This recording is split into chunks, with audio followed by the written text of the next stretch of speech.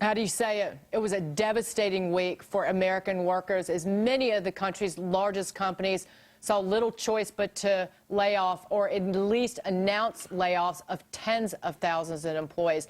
Take a look. Pfizer, Wyeth, cutting a combined 20,000 jobs. Caterpillar, the same. Home Depot, 7,000.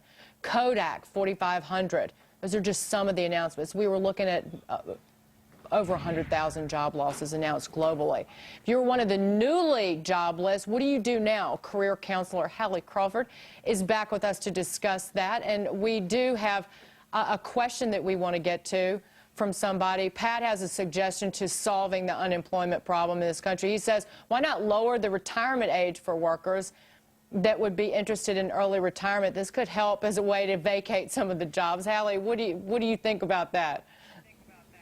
It's an interesting idea, but what I'm finding, the trend is that people are wanting to work longer. We're living longer, and people aren't wanting to, they want to have something to do and have a sense of purpose. And so I'm not sure that's the best idea, because what I'm seeing is people wanting to continue to work and not just feeling like, you know, they're sitting around in retirement.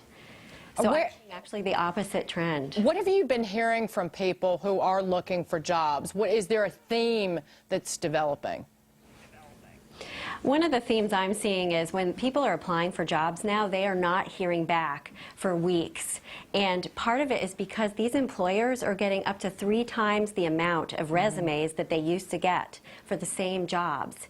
And so I'm seeing people needing to be much more proactive about their search, having to follow up on a consistent basis to get an answer, and using as many possible job search techniques as they can just to find some vacant positions and, you know, make some progress in their job search. They're doing a lot. We have another email from Jack in New Jersey who's questioning the long-term impact of President Obama's stimulus bill. He says, regarding the president's economic stimulus package, what happens in 3 or 4 years to all the jobs it created when that money runs out? It's kind of a good point. One of the big criticisms is the focus in this will be on creating jobs in government where unemployment is low, and I want to know what you have to say about that. Your analysis, essentially, of the stimulus package.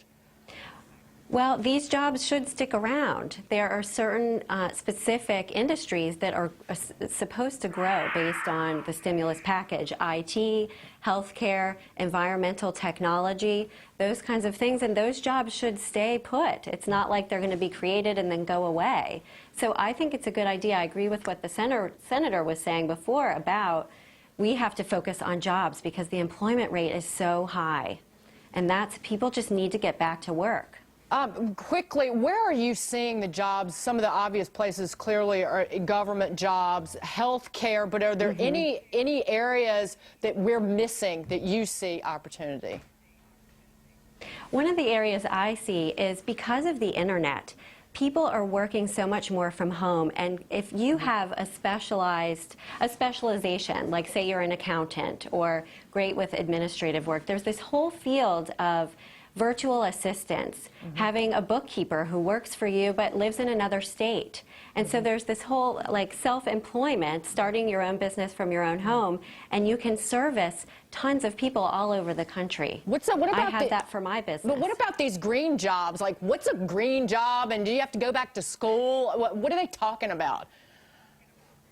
It's a job that is working towards improving the environment. So there's a lot of things. I mean, there could be recycling, there could be environmental planning, like when you're building a new building, how to reduce the impact on the environment. So for some people, yes, you would need to go back to school.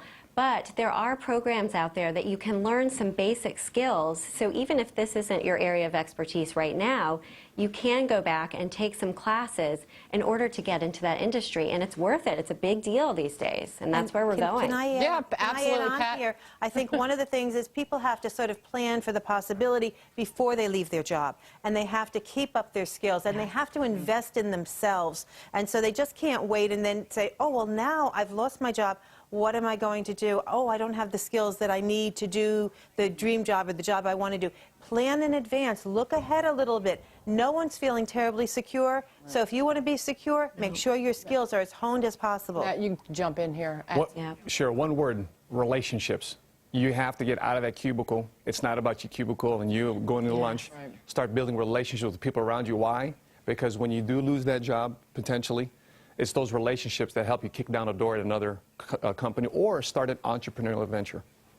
Well, Yeah, that was you can't just sit behind your computer and apply for jobs online all day. That is not going to cut it. You have to get out there, stand in the traffic. Matthew just gave us a nice setup to the last hour from 1 to 2. We're focusing on entrepreneurship, starting a business. John Rutledge is going to be here, Danny Babb, and a special guest. So get fired up about that.